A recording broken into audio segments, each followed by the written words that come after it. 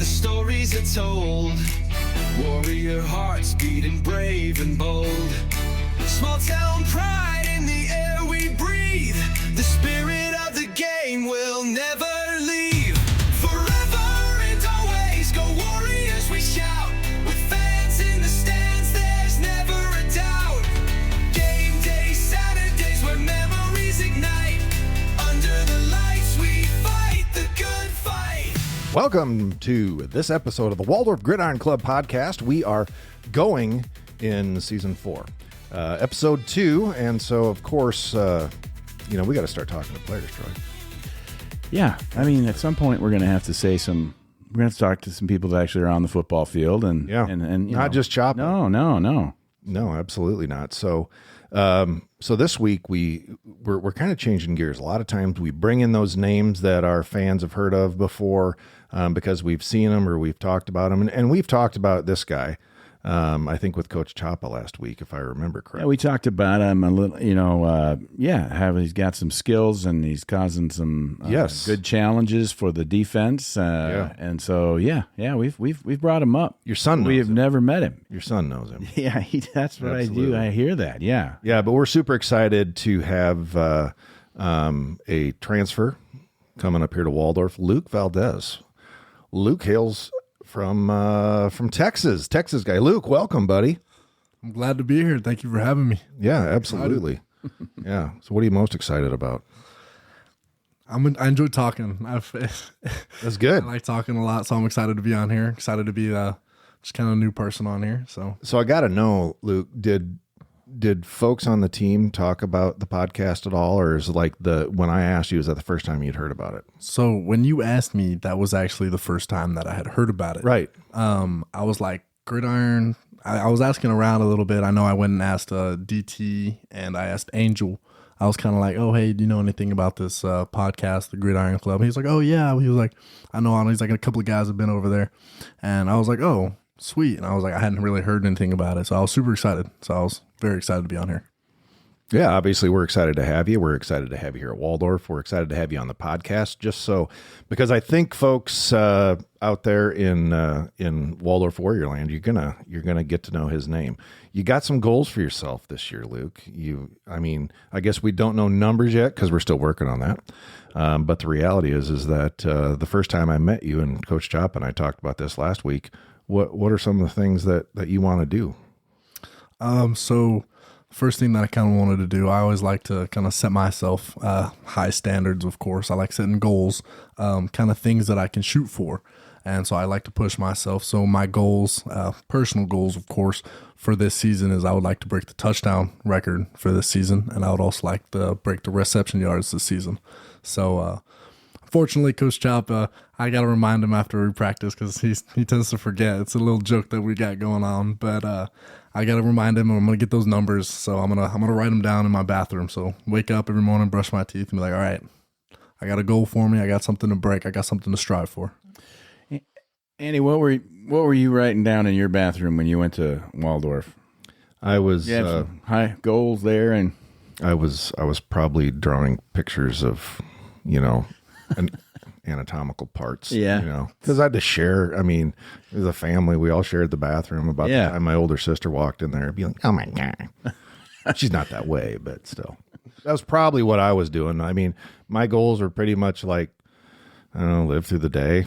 I was nowhere near what Luke's talking about here. That's a little too deep. Single season touchdown and reception record. That's what we're going for. Yes, That's pretty good.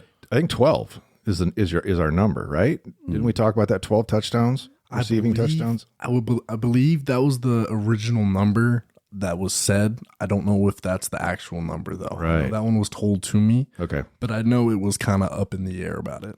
Yeah, I mean, you got to set yourself somewhere. If you just go, gosh, I hope I get one, and then once you get that, you're done. So good for you, man. Mm-hmm. Very good. Who has the reception yards, the record for that? Well, I know for the season, Sam Huntley. Yeah, I mean, Sam went over 2,000 yards his senior season here at Waldorf. Home game, thank God.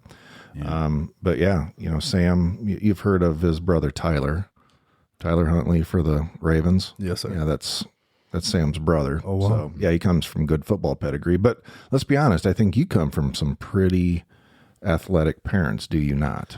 I do. So my dad and my mom. So my mom's originally from Alaska. My dad's from McAllen down the valley in Texas.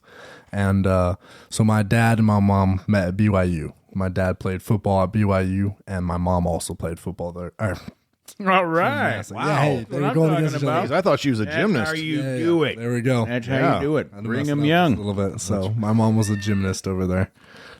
She did gymnastics. So actually, my two little sisters got into gymnastics. I'll bet. And then me and my older brother were the football ones. So. All right. Your older brother, did he play post high school as well? So unfortunately, he did not. So he got injured both his junior and his senior year. So his sophomore year, he was injured, was out completely. His junior year, he tore his labrum, dislocated his shoulder, and I believe a couple other things went wrong in his shoulder. And then he came back, was playing his junior year, and then did the same thing to the other shoulder.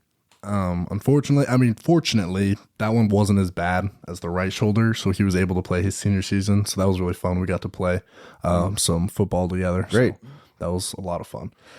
Did you see, when you put yourself out there, like to, we do have people that are from our other teams listen to this.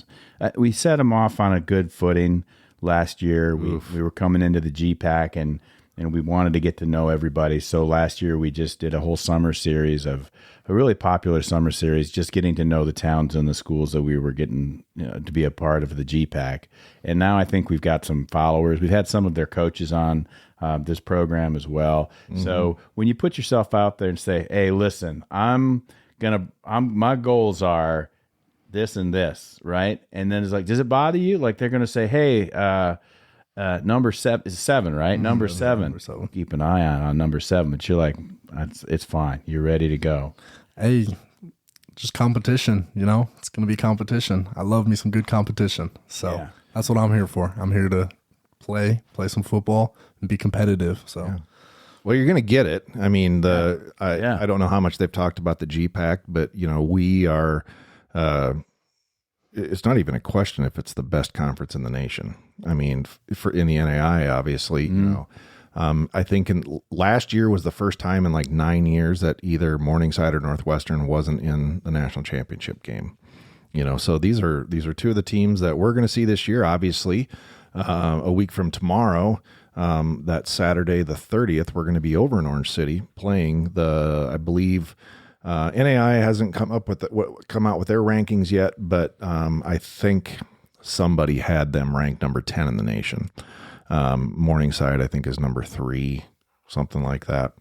So there's high standards in this. And Waldorf, we're newbies. We learned the hard way last year that this is the greatest conference in the nation. But the reality is that, I think that's going to be good for you because you're not going to go up against teams that you just walk in thinking we're going to win this game.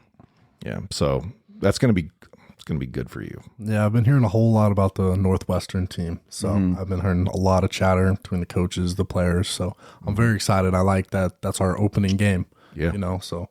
Yeah, they're very well coached is what they're coached well. They're very disciplined. And so they just don't make a lot of mistakes is what it boils down to. I think that they're size-wise, they're kind of what you'd expect in the NAIA, speed-wise, talent. They just work hard and they do a good job and they've got a good program and they've worked well into it and like I said, they're well coached and disciplined. They just don't make a lot of mistakes. I think I think Concordia last year had much bigger dudes than just about anybody and right. And so it's just kind of it's just a disciplined deal. So that's where we, everybody wants to get to that point where you're a well-oiled machine. And I feel like, we're getting there. We're on the right track. You came to town at the right time, Absolutely. Yeah. And I like everything that I've been seeing. Coach Chop he knows what he's doing. He's been putting together the offense. We've been super disciplined. So, and one big thing that apparently from last year's the culture. The culture has gotten so much better. The brotherhood between the players. Mm-hmm. We're holding each other accountable. It's been great to see. I love being a part of this team. It's been awesome. I've had a lot of brothers holding me accountable on and off the field. So in the classroom, I'm seeing people like, oh, hey, don't be late. They've been sending reminders in the group chat. Hey, you got class at this time. Yeah. Oh, hey. And it's just been a great experience. Yeah, it's a little different, isn't it? I mean, it's a small school. So, I mean, they're going to be following up. You can't just skip a day and not know. And the coaches are involved with all of that stuff. And so you can see, exactly what's going on there. And how does that feel? Like that's a big change, just the size of the school and just, wanting to, be I don't know. You're a family more whether you like it or not, Oh, yeah, for sure. For sure. I love the family, kind of just like togetherness. So my junior year, so my freshman through my junior year of high school, I transferred out from the school that I was. So I was at a private school from my 7th grade year to my sophomore year. And then my sophomore year, I transferred to another private school. And this one was small. Like everyone knew everybody. Yeah. And I liked that. Like I liked the small schools because it felt like the teachers cared. You know, like the teachers are one-on-one. They know what you're doing. But then again, also with the coaches, like you miss class, you go to practice that day, and coach is like, "Hey, you weren't in class," and you're like, "How did he know that?" Yeah. So it's like instant. It's not like the day after. It's the day. Yeah, of. you can't hide. No. No. So you transferred for your senior year. You played at San Antonio O'Connor, and so Coach Chapa, do you guys ever have a conversation? Because he played at San Antonio Warren. I mean, did those schools play each other? And did you guys have a little bit of a, hey, we beat you guys, or, you beat us, or whatever? It's funny you say that. Literally today in practice, we were talking about, I don't know how the conversation got brought up, but he was talking about like his years at Warren. And he was like, hey, we beat you. We kept beating y'all. We would always beat O'Connor. And I was like, it's unbelievable because in my senior season, I think we still lost to Warren, but we only lost by 1 or 2 scores. Right. But it was actually, unfortunately, the game that I injured myself. I dislocated my shoulder that game. Well, I wonder if Coach Littrell was the head coach down at Warren. Because he was a Waldorf coach. He went from Warren to Doane. He was the OC. Then he was the head coach here for 3 years. He went back to Warren as the head football coach down there. And it probably would have been about the time, well, I don't know, because you would have been a senior 2 years ago, correct? 2 seasons ago? Yes, sir. Yeah, okay. I'm not 100% sure if Josh was still there or not. I don't remember. Yeah, that's a good question. Last year he was definitely at Doane again. Yep. And so I think, what? He's the head football coach at Crete now. Yeah, but he was at Doane last year, but I think so the year before that. Anyway, it's kind of irrelevant. So whether he was there or not. That doesn't really matter. But there's a connection. Yeah, there we go. And was that part of the decision-making process for you and your family that, Coach Chop is a San Antonio kid, he still has family there. And then, it was probably pretty easy for you because he could speak to, your experience growing up in San Antonio. And then, hey, this is why I love it here. Oh yeah, absolutely. So me and my mom, when we came on the visit and we got to talk to Coach Chapa a bunch, it was a great conversation. My mom loved the fact that he was from San Antonio, that he was from Warren, kind of understood like where we was coming from. And so that was just a great conversation that they got to have. And because when I mentioned like, oh, I was from O'Connor, and he was like, oh yeah, I know you're from O'Connor. He was like, I was from Warren. And we had a great conversation about that. So it was a great experience with that. So coming from the San Antonio area up to Forest City, Iowa, there had to be a little bit of culture shock. Now, your first year, you went to University of Texas, Rio Grande Valley, and then that's where you transferred out. And, thank God for us that you decided you chose Waldorf. But how was that process for you, and how did Coach Chapa find you, or whoever found you? Yeah, I believe it was Coach Chapa who texted me first. I know I also got a text from Coach Handel. Oh, yeah. And then I believe Coach Don reached out to me as well, but I believe Coach Chapa was the first one. So when I entered the portal, it was a super, super stressful kind of first 2 weeks, kind of getting everything. Didn't really know what was going to happen because, freshman. Yeah. Wasn't sure how that was all going to go.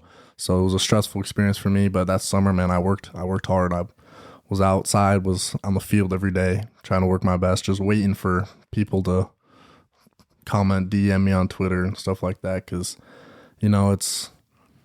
you can't control that. It's out of your control. You know, you can only post, like you can post your film, you can go post that you're entering the portal. Then after that, there's not a lot you can do.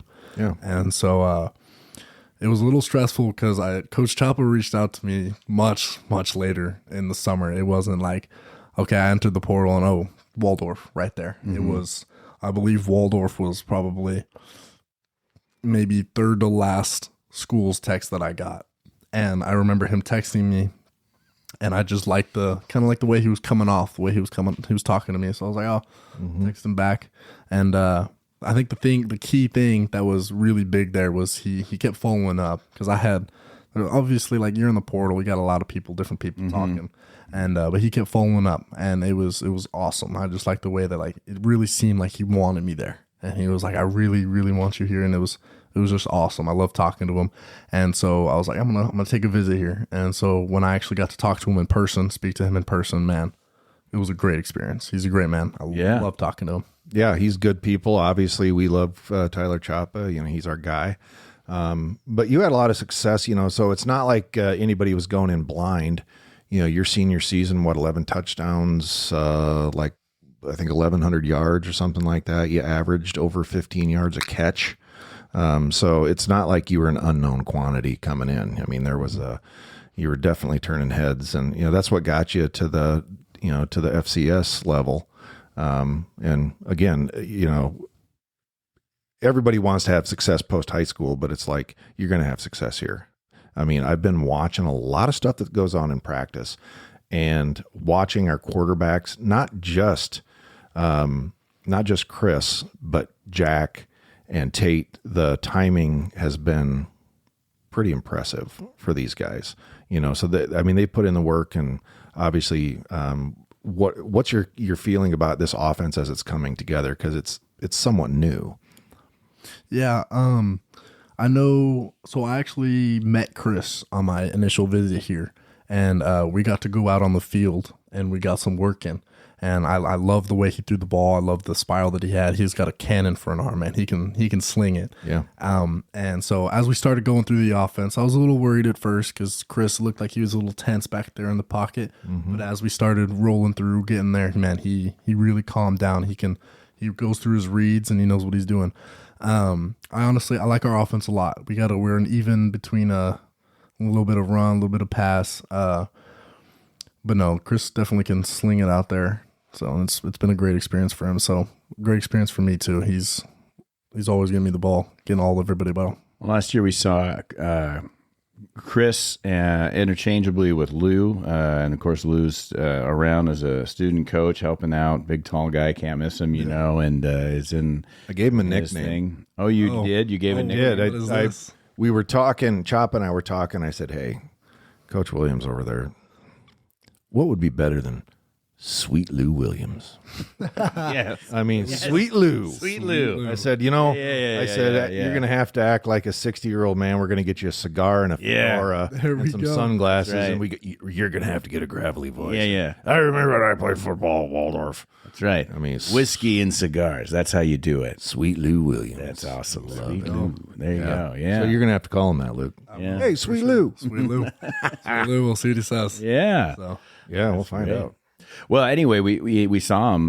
We saw Chris last year. I thought he did a good job. He had a different style of play than Lou did. Lou was they both had to scramble, and obviously, so Lou was scrambling, and a lot of it. I'm hoping that what are you seeing from your line, the O line, just the way the offense is working in general, not just the skill positions, but just if he's got more time in the pocket, that's better for you. You can get a lot further out there, run the routes, whatever it is that you need to get done, and so can everybody else that's in your receiver room. Yeah. So the O line, one thing that's been awesome to see is they're super disciplined. Very, very disciplined. And it's like before the coaches get on them for making a mistake, they're already getting on to each other.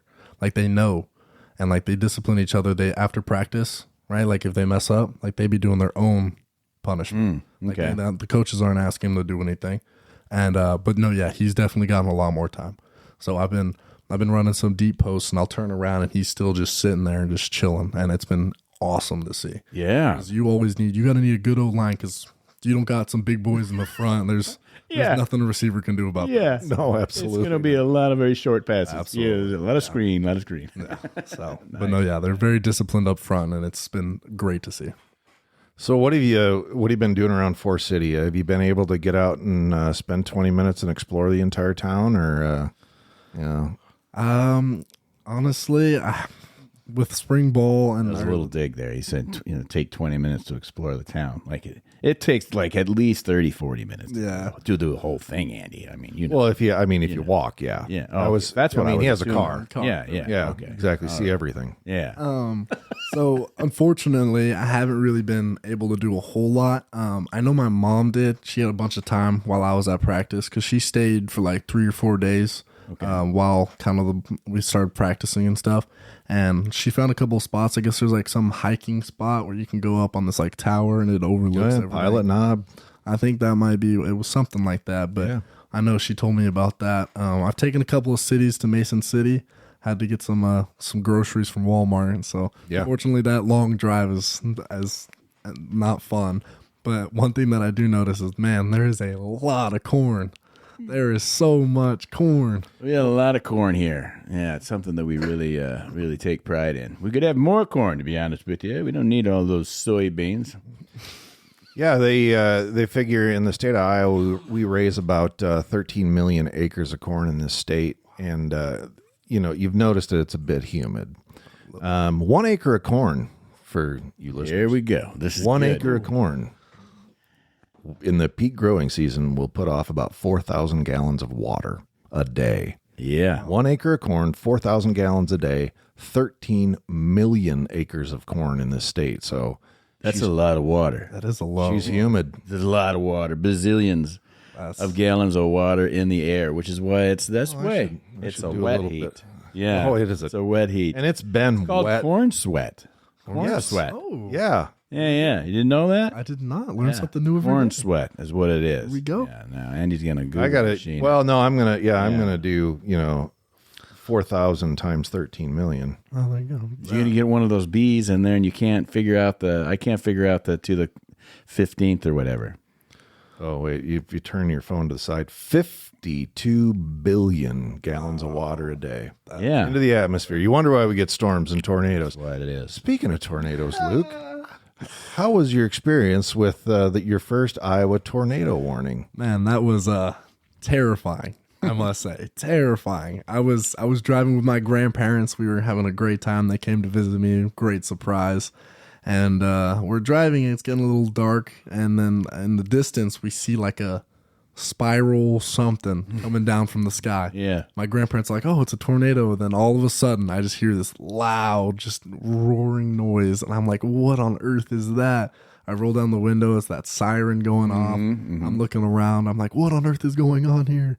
My grandparents are like, oh, it's just a tornado warning. I was like, I don't know what that is. It was quite the experience. Now, professionally, I would say when you hear tornado, actually, they're not tornado sirens. They're outdoor warning sirens. They are to signal you to say, hey, there's something bad happening in our area. I need to go seek shelter. They can be used in the zombie apocalypse, as we all know, not just for tornadoes. Or Absolutely. yeah, if we had a hurricane here, we'd use those as well, wouldn't we, Andy? Well, yeah, get your shotgun. The zombies are coming. There we go. But Ready for a anything. true Iowan, as soon as they hear outdoor warning sirens, they go to their garage, open the door, and see if they can see a nader. Or go to the tower. Or you go to the tower. Go to the tower. Go to the highest point. Go to the highest point on your property that you can view what's happening, and just and then I did see you go by. Yeah, which was awesome. I was working. I saw you. You were, and I texted you. I might have been having a beer in the tower watching a tornado action. I was working. I did not have any beers. No, you did. No, I say, hey, drive safe. I saw you go by. And then you said, did you see anything? And I'm like, I really didn't see anything. And then I sent you that video of the actual funnel cloud. Yeah. The funnel that was down. Yeah. I was right. Yeah, my parents were outside. They were watching it. Woogie's, Grant Woogie's folks, they were out there. Lucas and Stephanie there, and all of the whole brood. They were watching it on the hillside that they've got. Yeah, a lot of people. That's what we do. We just we just go watch the tornado. I was about to say, so after the first time where I got freaked out a little bit, All right, I went back to the dorm, took some pictures with my grandparents. I went back inside, and then the tornado siren went off again. And I walked outside, and sure enough, I see everyone coming out of their dorms, walking outside, like in between like the dorm halls and that like grassy area. There was just so many kids. Everyone's all looking up at the sky, like, oh, where is it? Everybody feels, even at my age, that I probably outrun it. Yeah. I mean, if it's coming my way, I'll probably move in time, you know? Yeah. I'm just going to say professionally, that's bad advice. Oh, okay. All right. Now I go out and obviously I'm not a storm chaser. It's part of my job is public safety. So you get out there and take a look and see what it's near and stuff like that. So I have to go out. I don't have to. I know what I'm doing. I feel like I know what I'm doing. I know the safe areas because like I was talking to one of the deputies on the phone and I'm like, well, you've got the rain shaft. And of course I'm looking at the rain free base and that's where you're going to get the convergence of inflow, outflow and convection and all the fun stuff. It's a lot of good stuff. Weather-wise, I did tell my family. Jack was out here, and Jalen came out with him, and they had dinner with us, and then that came out, that storm, and then I said, going to the tower. I did say I'm going to the tower, but then I came back down from the tower, and I was just like, look, it's clear to the southwest, which is what I texted you, and I just said, it's clear to the southwest. That's where they always come from. We live in a bowl here. It's kind of a weird little, geographical situation that topography here is a little bit of a bowl. And so I was like, I mean, my whole life, like we've been it seems like things avoid us pretty good, and then, so then we go out on the patio and it's like the storm that's a swirling, like the right above us, like you can see things colliding and I'm just like, oh, why did I say anything? You know what I mean? Went ahead and jinxed yourself a little bit. I did. Yeah, man, yeah. Killing me. I did. I had to go outside because I'm Texas. I'm nowhere near the tornado valley, so I had never seen a tornado. Yeah. So I was like, I can't miss this chance. So you took a picture of it and put it on the band app. Yeah, I did do that because I saw that and I was like, I sent it. I was like, hey, there's a tornado. Everyone stay safe. And everyone just acted like it was just an everyday thing. And I was like, all right. So I guess fine. Luckily, it was a small tornado. I did get to talk to the landowner that did have... I thought you were going to say I did get to talk to it. No. I talked to the landowner, the person that, got about 10 acres of corn destroyed. Okay. And it ripped the cobs off and threw it, 500 feet in all directions and things like that. Yeah. Wow. And luckily that was a 24-acre parcel. So, he just lost, 40% of it. Yeah. What did he get? Like, what did he do? Did you ask him that? Well, he lived, I think he was up by Buffalo Center. No, I mean like what did he do to God? I don't know. Yeah. There had to have been something. That's what I think. I should have asked him if he went to church on Sunday. That's what it is. Yeah. You think that exactly that's how it works. There you go. Gotta go to church. Makes sense. Trying to figure that out. Yeah. Yeah. So Luke, what do you do like when you're not doing football and you're not doing classes? Obviously this time of year that's not even worth talking about, but like so postseason or if you have a day off, what do you like to do? So I actually I worked all summer long. I worked at a Brazilian steakhouse in Texas called Brazil, and worked all summer long, and I ended up buying myself a PC at the end of the summer. So I do game a little bit. I got a PC and an Xbox. So I brought that up here with me. Of course, football first. Yeah, but so I got some time off, something like that. I'll sit down, game a little bit. So me and my roommate AJ actually just started a Minecraft world. I don't know if y'all know what Minecraft is. We've heard of it. I've heard of it, but I have no idea what you're talking about. I'm just interested in what's the difference between like a good old American steakhouse and a Brazilian steakhouse. Do they? Okay, it's got to do with the waxing, I think. I was going to say, if the only thing I know about Brazilians, I don't think I want to eat there. So the Brazilian steakhouse, how it works is, so I was a server there, but there are things called gauchos. And that's kind of like a Brazilian word. I'm not 100% sure what it means. For cowboy. Yeah, I believe that Gaucho. is correct. But so how it works is, so you walk in, right? We sit you down. We got some hosts set up front. sit you down, and then I come over. I'm like, oh, have you been here before? And so how it works is you got a little card sitting in front of you. One side is green and one side is red. So when your card is red, that means you don't want any meat. When that card is green, it means you want some meat. And so basically, these guys walk around with these sticks with all different kinds of meats, and it's just a buffet of just A walking buffet. meats. Yeah, you got like top sirloin, bottom sirloin, all these different things. Yeah, and sometimes, Andy, they wear the get up. They got the pants on and the shirts and gauchos. stuff like they get. Yeah, the guys that are carrying the meat sticks are wearing the special clothes. Is that? Well, did I and- use the terminology correctly? Well, a gaucho here, I put it on my pocket computer, and a gaucho is a skilled horseman reputed to be brave and unruly. Oh, is So that? But was is that in Portuguese or just in general? I don't know. Yeah. Okay. I mean, it's gaucho is a folk symbol of Argentina, Paraguay, Uruguay, Rio Grande do Sul in Brazil, There you go. southern Bolivia, and southern Chile. Yeah, it's in there. Then. Yeah, I mean, so South America, I So guess. you were a You're a server. You weren't a you're a gaucho. server. I was not Why couldn't you be a gaucho? You didn't have the gaucho talent. Well, I was also the youngest person that was working. Okay. there. Every other person that was there was 22 and older. I see. So they gave me a chance to work there. Yeah. And sure enough, I did a good job. So they were like, hey, if when you come back next summer, you're more than welcome to come back and work for us. Yeah. They're like, we will be more than happy to. But We it was might also funny because all the people that work there, all my coworkers, are all Portuguese. All of them. Oh. So they all speak Portuguese to each other. So like I'll be in the back in the kitchen and I'm like, hey, I need some mashed potatoes. And they all look at me blankly because like a couple of them don't speak English Yeah. like at all. Oh, they don't know. They don't know the word for potato. I find that suspicious. No, know. I'm kidding. I had to learn. So some of them spoke Spanish and Portuguese. Yeah. So I'd walk in the back and be like, papas, por favor. There And you if I go. didn't say it in Spanish, they would just give me a blank look and had no idea what I was saying. Oh my gosh. So it was pretty They're funny. probably talking about you. I think. Are you very fluent in other languages? I mean, a little bit of Spanish, Unfortunately. and now Portuguese. Yeah. I learned, You didn't pick up any Portuguese. the only thing I learned in Portuguese were a couple of words I probably shouldn't say. So Oh, okay. right on. Yeah, our Portuguese listeners would go, "That's filthy." yeah, I have eaten it. What was the place called again? Brasau.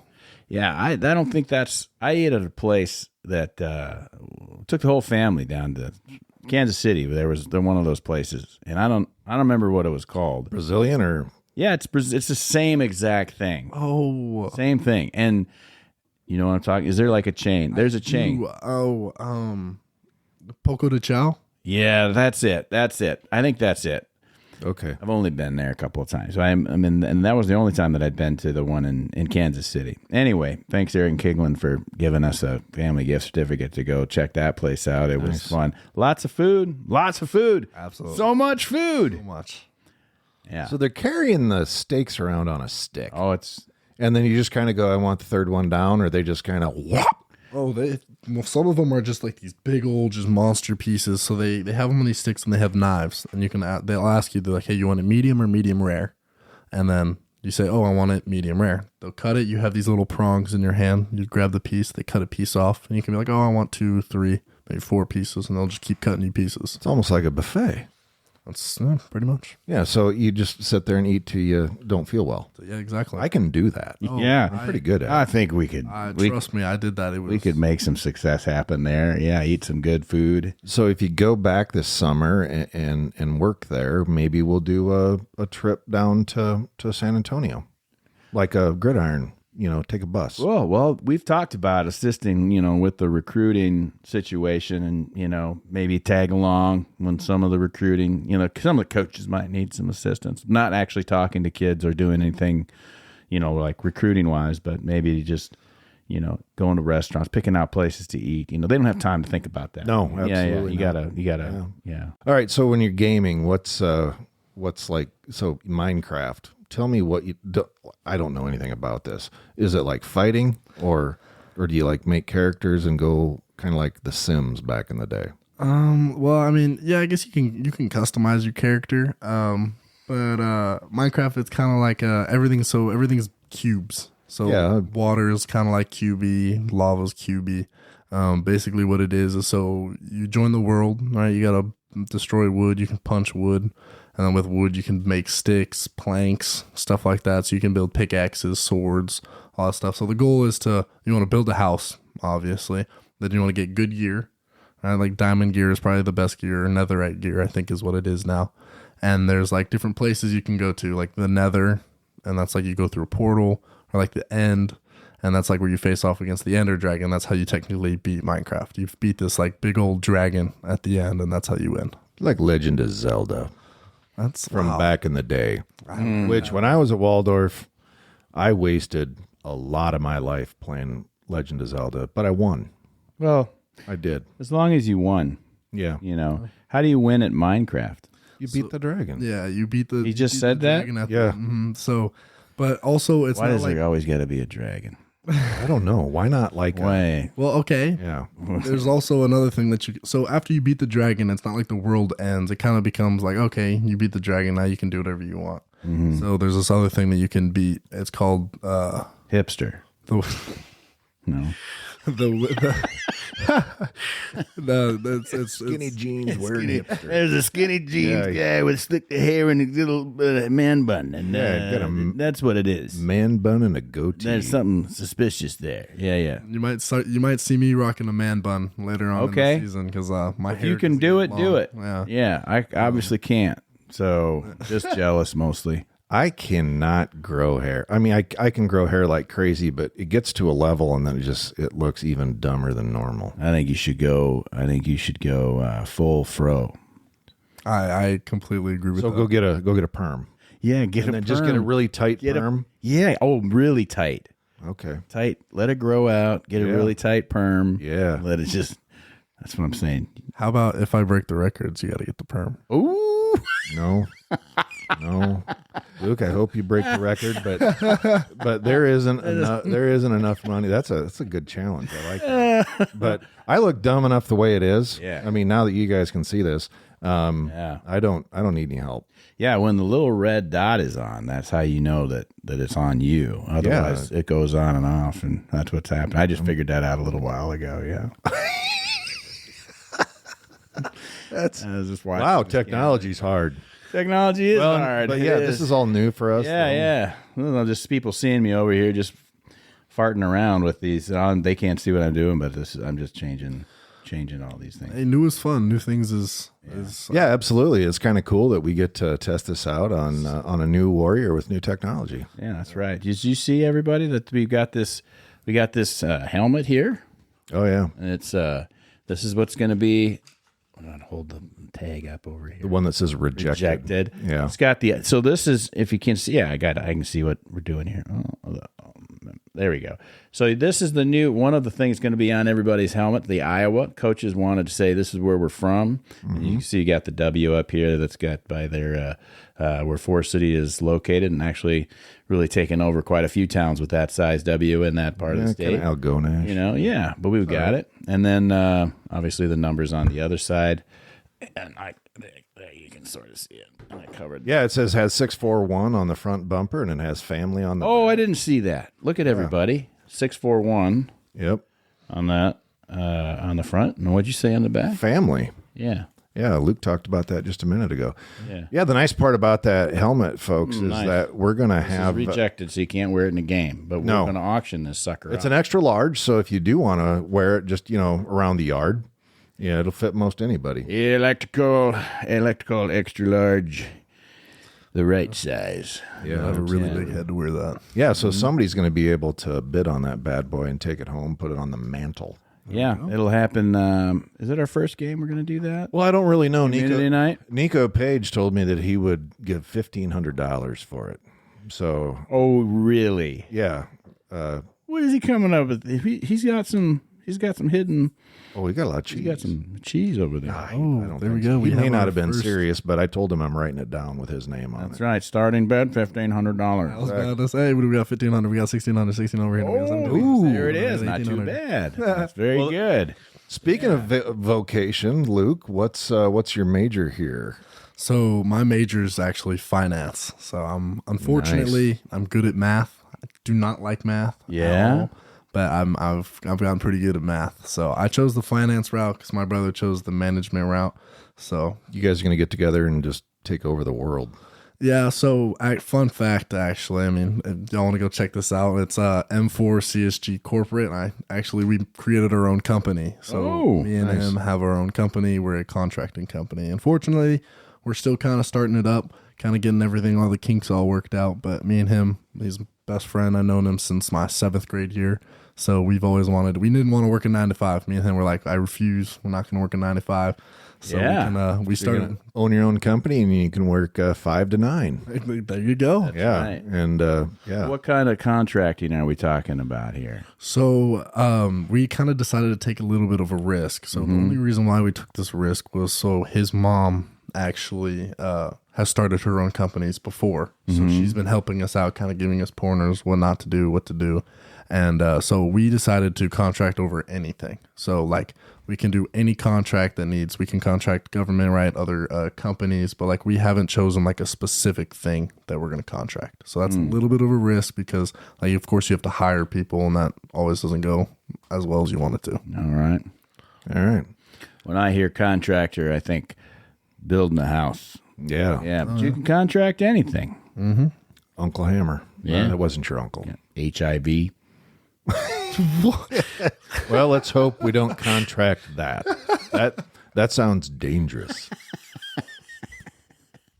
Yeah. Now people know the crap you have to deal with every day. Yeah. Oh, never know. Yeah. Yeah. So, we're going to have you here for a few years because you have 4 years of eligibility, and we can't wait to see how that's going to, because, I mean, you're coming in with a skill set as a freshman on paper on the field. So 4 years of Luke Valdez here at Waldorf University, especially if you pull off the whole single season touchdown, single season yardage, then you only have your own records to break. And then you can look at career yards and stuff like that, which if you're getting up there, you're going to do that well before you walk across the stage at the Bowman. Yeah. And we'll let you know too from, we keep kind of tabs on that as you're going through the season. So when somebody gets close, or whether it's a season record or a career record, I mean, we're going to make that announcement from the booth. So everybody's going to be watching and looking forward to it. That's for sure. Yeah, for sure. Yeah. I wonder if we should talk about, so we've talked about your games and your more serious, games. And particularly, I really enjoyed the conversation about the Brazilian Meat House. I thought that was pretty good. The Brazilian Meat House. That's a name for a restaurant. You want a business idea, Luke? There you go. Yeah, Come to the Brazilian Meat House. That's right. Yeah, exactly. I don't know why that wasn't a success. Exactly.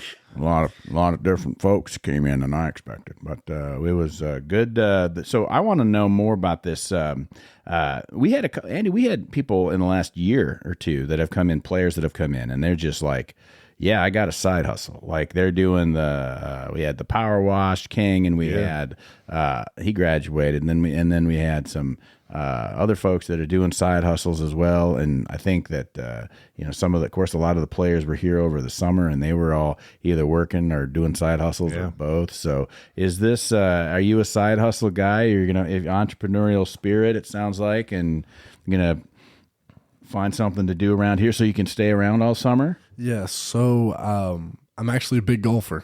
I love golfing. Okay. So I went and checked out the golf course and found out that Coach Handel actually works over there. Yeah. And so I got in contact with him. He sent me the one of the manager's numbers, and I've actually been in contact with her and said that there was an opening. So okay, I've been talking to her, see if we can get. You got experience as a server, and obviously, if you love golf, you understand the needs and the crowd and stuff like that. So it's going to work out well for you. Yeah, Jack works at the golf course. He mows. He works for Mark. What a great job. He loves it. There we go. Yeah. I mean, that's like a retirement gig that everybody would want, because just to sit there with your headphones on and riding on a mower, don't have to talk to anybody, don't have to worry about, if your cell phone goes off. You just drive, man. Yeah. So that's a good, the clubhouse is a good place to work. And with that Brazilian Meat House experience, I'm telling you, it's going to do. There could be some things that are happening that, they're getting a new clubhouse at some point in the future. And Troy's Brazilian Meat House. I can see it now. Oh, no.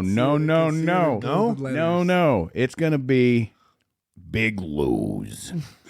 Sweet Lou. Sweet Lou's Brazilian Meat House. I like it a lot. I think that's a winner. Sweet Lou. That's right. Yep. Yeah. And then when you walk in, you have some guy like welcome you in, but with a super deep voice. Welcome to Sweet Lou's. What kind of meat you like? Yeah, and just it'd be one of those where it's like, what's your cut today? Yeah. Meat. Yeah. Exactly. I don't know. This could be right. pork. That's right. It's going to be a variety of stuff at the golf course. They could look. There's always people with ideas talking about how the golf course should have more food than it does, and so it's like let's put it on a stick on a rotisserie. Come out and gaucho it up. Hey, you know what we could do? I think the real business plan here is probably going to be more harvesting snapping turtles out of the river. I've heard it tastes like chicken. I had. Do you know that? You don't know that. You can. I didn't even know you could eat turtles. Oh, you can. Oh, you can eat a definitely turtle. You can eat anything. But I mean, you can definitely. I have eaten snapping turtle. I don't catch them, but I've had them. No, they're mean. They are, and they're old. I mean, they've been around. Yeah, it's kind of like killing a dinosaur. Oh, it's like. Well, there's a bunch of them. So I think it tastes like three things. I think there's part of it that tastes like fish. I think some of it does taste like chicken, and some of it tastes like, I don't know, probably what reptile meat actually tastes like. And it tastes to me like what you'd expect the bottom of the Winnebago River to taste like. Oh, yeah, that sounds lovely. Yeah. Oh wow. So three different flavors, and maybe Yeah. other people think that there's. So you've never had turtle, Luke? I can't say that I have. What's like your go? Okay, so we go to break after the football season. You head down to turtle on a stick. turtle on a stick. I mean, come on. Oh, and we could take the shells And and they they say- could wear them like hats. Yes. That would be perfect. And instead of saying, do you want a medium well, medium rare, whatever they say, you'd be like, do you want the part that tastes like chicken, the part that tastes like fish, or the part that tastes like pond scum? I think it's a Great great idea. idea. That's a great idea. Okay. Can't say that I've ever had turtle before, but I did actually have 3 pet snapping turtles before. Oh, so you probably wouldn't be really cool. Well, no, I mean, I eat anything. I love eating. Okay. Eating's amazing. So, I like- love trying new things. So like when you're going home for break and you call mom and say, hey, and she's like, I can't wait to have you home. What's like, I'll make you anything. What's your favorite thing? Mother made food. I'm gonna have to say I love my mom's the artichoke that she makes. Obviously you kind of just buy it, but the way she makes it and the butter sauce that she makes, phenomenal. And then I'm also a big fan of the enchiladas that she makes. She makes a very mean enchilada. So I think if you put butter sauce on anything, you're going to be in good shape. Or I don't know if that's the right terminology, but like I like butter on just about everything. Well, like if you've ever had eaten snails escargot, No. they're just drowned in butter. Okay. And it tastes like a garlic mushroom. Okay. I've eaten escargot before. You ever eaten anything really weird? well, so something that I actually really enjoy that my dad put me on for breakfast. So with tortilla, butter it up, bunch of butter, Yeah. ketchup, and that's it. Okay. A butter and Butter, ketchup tortilla, ketchup. Wait, butter and ketchup Yep. on a tortilla? and that's it. Really? Like how much ketchup? I mean, if you really butter it up. If it's really buttered up, I usually just kind of ketchup bottle. I go down and back, and that's it. Interesting. Yeah, it's very interesting. A lot of people are like, "Oh, what are you talking about?" Hey, My Wrong wife, with till you that. try it. That's good. one of my wife's friends, back when she was a child, her mother was baking and she had cornflakes and egg whites mixed up, and she thought it was just, so she picked it up and ate it and loved it, and that was one of her favorite snacks. Now, when I say egg whites, I'm not talking about cooked egg whites. I'm talking about raw egg whites and cornflakes. Yeah. wow, There's no way. wow. I mean, I'm sorry. I can eat most anything. I got a couple beef tongues in the freezer. You got right that. now. That's right. I forgot about the beef tongue. La lengua. Yeah. Yeah. Yeah. Here we go. Absolutely. Yeah. That's good stuff. Liver. Beef liver. No, If What my was mom makes the Spanish word for the beef tongue? Because they made the lingua. I just said that. La lengua. You said that? Oh, I didn't even hear that. I didn't hear Oh, that. well, I'm soft spoken. We'll have to go back to the recording. Right. Okay.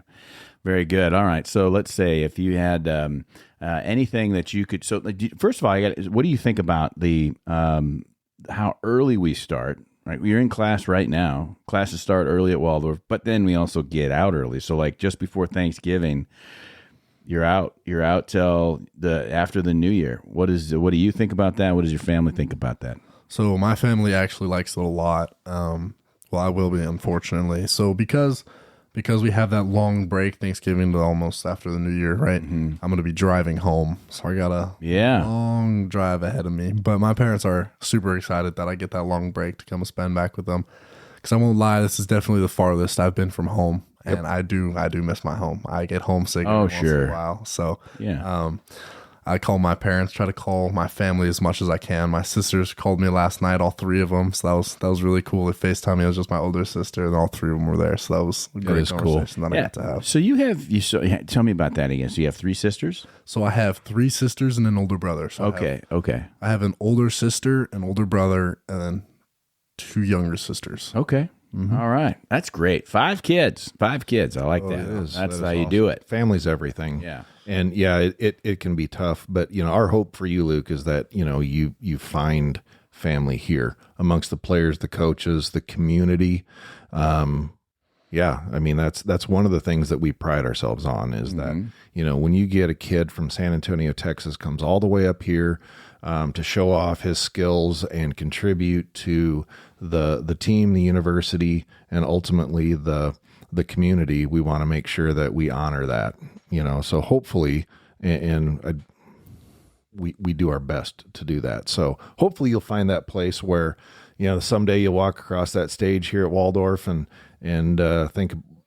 find out where life takes you that day that, you see Forest City in your rear view mirror, or maybe not. Easy for you to say. Yeah, right. But that there's that sense of sadness that this place became part of you. Yeah. And that's what we want for all our players. So getting a little bit of some deeper talk, I guess. So let's go.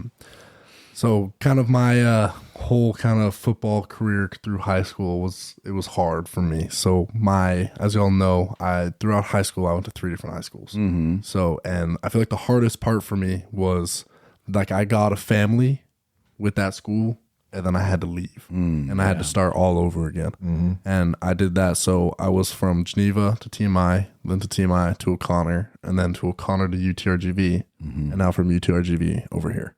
So I've had to start over 4 or 5 different times, and man, it's been hard. So, but one thing that always makes it easier is definitely just like the welcome, kind of feeling accepted. And so I feel like I've had to make friends so many different times. I've made friends, I've lost friends just because of the distance. A lot of people like, you think they're your friend, but then you really find out when the distance hits. Yeah. Like, okay, we talked every single day. Oh, we'd hang out, then you leave and you're texting him like, hey man, like what's been up? Like, where you been? And then you just get no response. And it's like, man, it's hard. So being here at Waldorf, kind of the first week that I was here, it's been super welcoming, and it's been a huge help for me. And that's good. Troy has said it many, many times that while you're here, you're ours. And, hopefully it gives your folks and the rest of your family and your friends a little bit of solace. The fact that when you're in Forest City, Iowa, we're going to make sure that your needs are met, that when something good happens, that we're going to celebrate with you. When something bad happens, and hopefully it doesn't, but if it does, we're going to be here for you. Your coaches, the Gridiron Club, the community, your team, everybody. And so that's who we are. That's what we do, is that, we lift each other up, we hold each other accountable. And at the end of the day, we just love each other. I mean, that's what it's all about. I actually got to experience that firsthand. So not even 4 or 5 days ago, maybe a week ago, someone close to me, so my best friend, someone close to him died. Oh, man. And it was really hard. So I had a conversation with him. I called him, and man, he was breaking down, and it was really, really hard to hear. Mm-hmm. And that kind of hurt me because like I wanted to go back because he's my best friend back from San Antonio, and my buddy Jacob, and so I wanted to go back and see him. I wanted to fly back. I wasn't able to make it, unfortunately. So the funeral was actually yesterday. Okay. And so I've been texting him, kind of keeping up with him, but I think he's just kind of going through a hard time. Hasn't really responded to me. Yeah. Understandable. The thing was like because one practice I was like down in the dumps. It was the day after I found out. He called me that night. I woke up the next morning and went to practice, and Coach Chop could tell something was wrong. And so I went into his office and I talked to him, and he was like, "Hey, we're here. Here for you if you need anything." And then I got a text from my wide receiver coach later that day saying, "Hey, if you need to come in and talk to me," he's like, "I'm here for you." And so that was a huge help. So Yep. Yeah. Well, I'm sorry to hear that. That's tragedies. I mean, strike, and it rips your guts out. And I'm sorry for you and for your friend and for everybody down there that's missing somebody today. That's a tough thing. And unfortunately, you learn as you get older, like me. And Troy's younger than I am, but that's one of those unfortunate parts of life. But at the same time, it's reassuring to me that's who we are, that coaches reach out to you and like, "Hey, we are here for you, and whatever you need, let's get it taken care of." Because again, that's Waldorf. That's this community. That's this team. That's everything that we talk about. So glad to hear that. I'm not for the circumstance, but I'm glad to hear that you're being supported. absolutely. Well, okay, then what should we talk about now? Well, we talked a little bit about his family, but I want to introduce his. He said his 3 sisters and then 3 sisters, an older brother. Yeah, older brother, but at the same time, like we don't know if they have names. I mean, or is that their names? They shall remain nameless. Exactly. My youngest sister, my second youngest sister, my older sister, my older brother, my mother and father. Maybe he But that's their doesn't even. names. Maybe he doesn't know their names. Could be. Well, and that'd be tough because like your dad's not like Ty Detmer or something like that, is it? No, I mean, that'd be weird that your name is Valdez, but it happens. Yeah. Yeah. So my younger sister, youngest of them all, she just turned 9 in May. Awesome. Okay. So her name's Lily. Great And name. then, Great name. Lauren, my next youngest, I believe she just turned 16. And then my older brother is 22. And then my oldest sister. What's his name? Oh, Ethan. Oh man, you threw me off. Yes. Older brother is I Ethan. thought I was I sensed a pattern. Okay. Lily. I already forgot the other one. Lauren. Luke. Luke. Yes. Ethan. And Ethan. And then Elise. It's all L's and E's. Okay. So Elise is the oldest, is 25 or 24. But Mid-20s. somewhere in there, Yeah. 20s. somewhere That's in there. cool. Yeah. They're all spread over the country now. Right now, my brother and my sister's boyfriend are in Mexico, and then my mom and dad are in London, and then my older sister Lily and Lauren are back in San Antonio. I think all of them plan on coming up for a game though, so they should be. Wow. That'll be awesome to meet the family and we get to know the players so well, and it's like the one thing that Coach Chapa has said, number one, you're a young man of high character, and then he says, when you meet his folks, you just know that he goes, a great family, just a great family, and that's the guys we're looking for here at Waldorf, is that you can get anybody to catch a football, but it's like we want those people that are, again, of very high character, and they come from those great families. So Yeah, I'm the middle child in the family, so the forgotten one. can already figure out how that goes. Nah. Yeah. Parents love me, but I do tend to get blamed for different things. But I won't lie, I love being a part of a big family. It was awesome being able to go to like brothers' games, sisters' games. Like there was always something to go to. Always. You were never just sitting at the house. Another thing, the house was never quiet. Yeah. I'll bet not. Yeah, or clean maybe. Either. Oh, It's hard to keep it clean. Yeah. With that Not many, but clean in that the means slightest. it's lived in. There you Yeah, go. that's right. So do your folks have names? So my mom, Carrie, and then my dad, Nati Valdez. So Nati and Carrie Valdez. Very nice. I love it. I love it. We actually, there's another Carrie that's a parent that calls me the wrong name. Yeah, but that's not a lady. No, it's not Carrie Lindsay. Carrie Lindsay. Oh, you see the red light?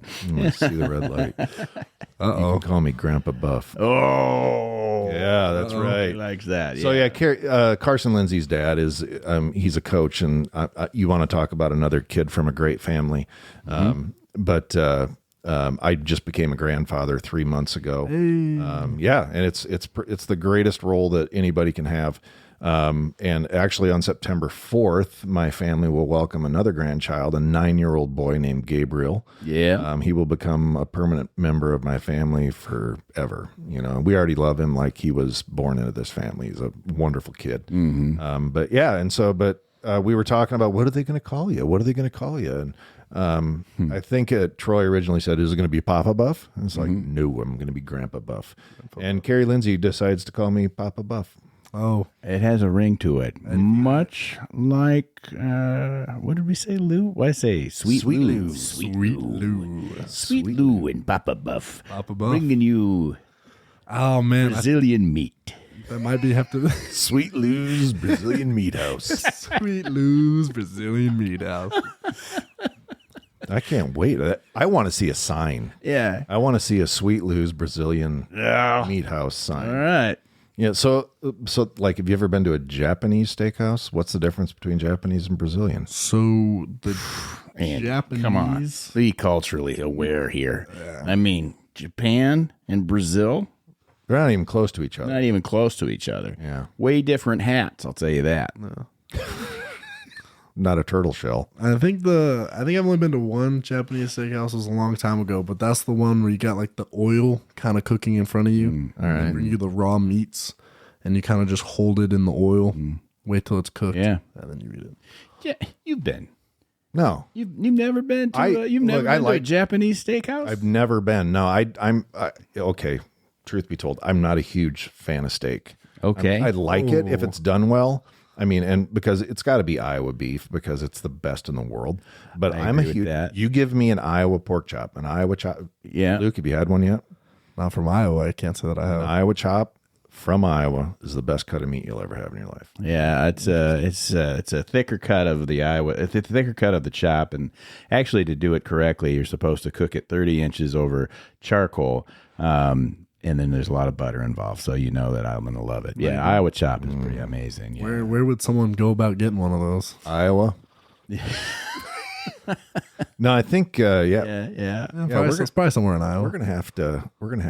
We talked about that, I think, last year to have a I'll tell you what. Iowa chop fry. I'll tell you what. We've got the opportunity to partner with some folks with the Iowa pork producers, and there's an opportunity there for us to be able to feed some of the kids there. We got post game type situation, so looking forward to down the road working with them, and I think that Iowa chops would be amazing.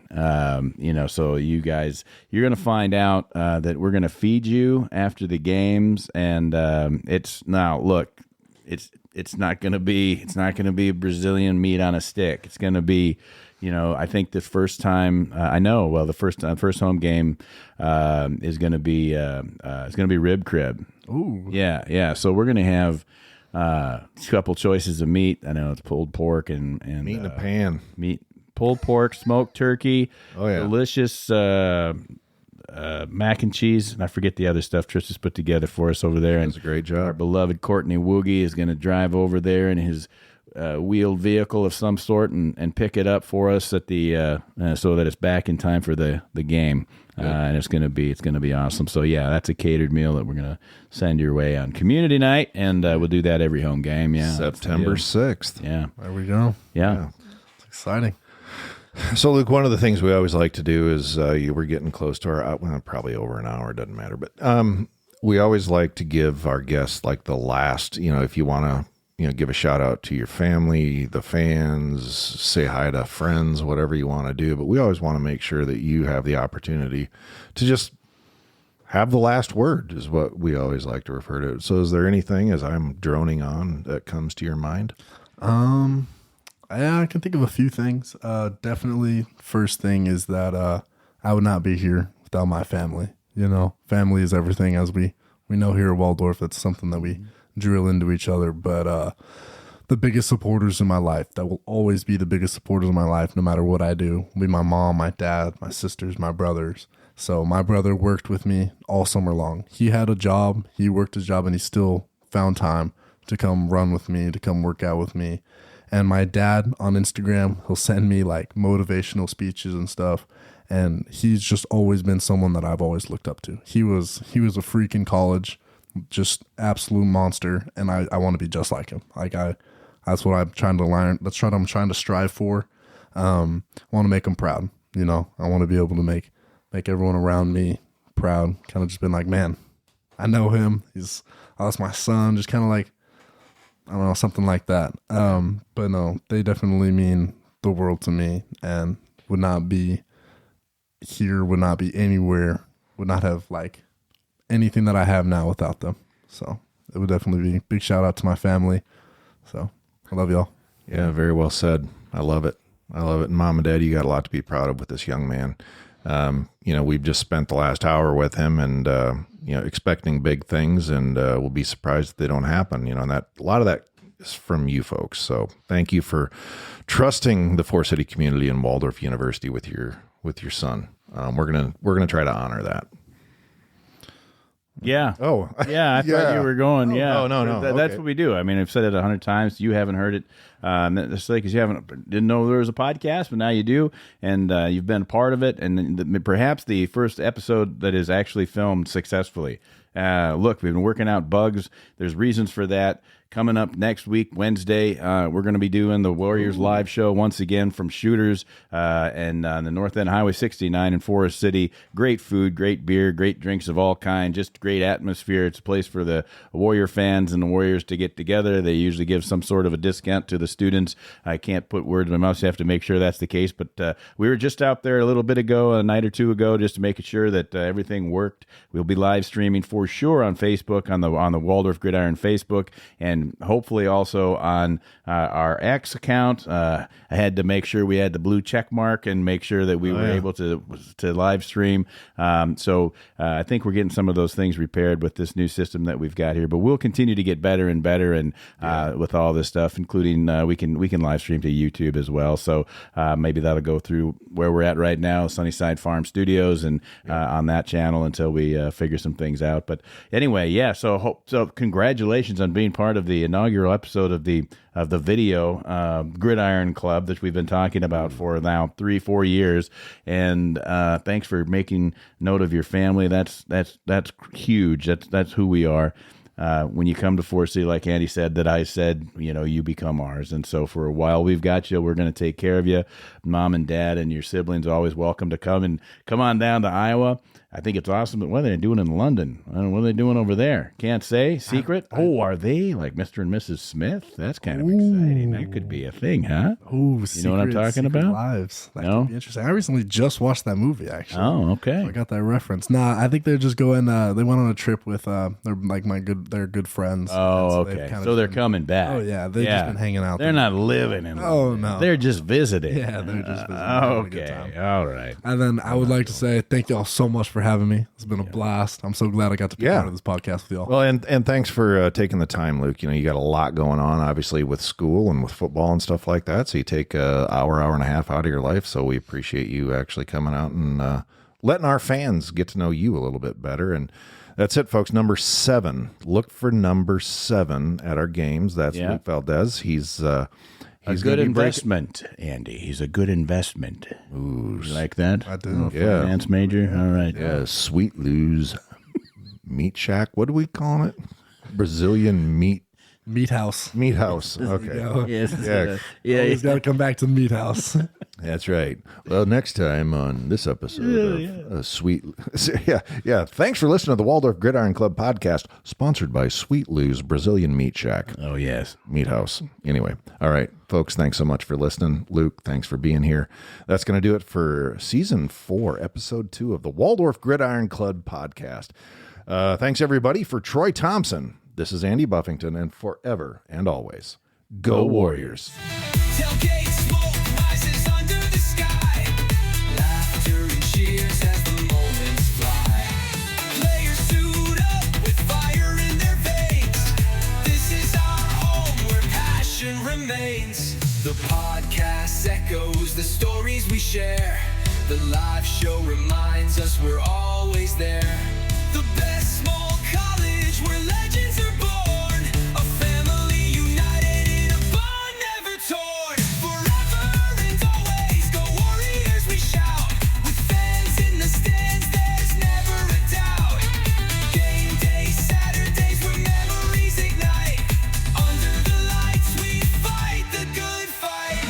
You can join the Waldorf Gridiron Club and be part of the best small college football experience in America. Just visit our website and pick your membership level at waldorfgridironclub.org. You can also click on the Support the Show link in the show notes to donate.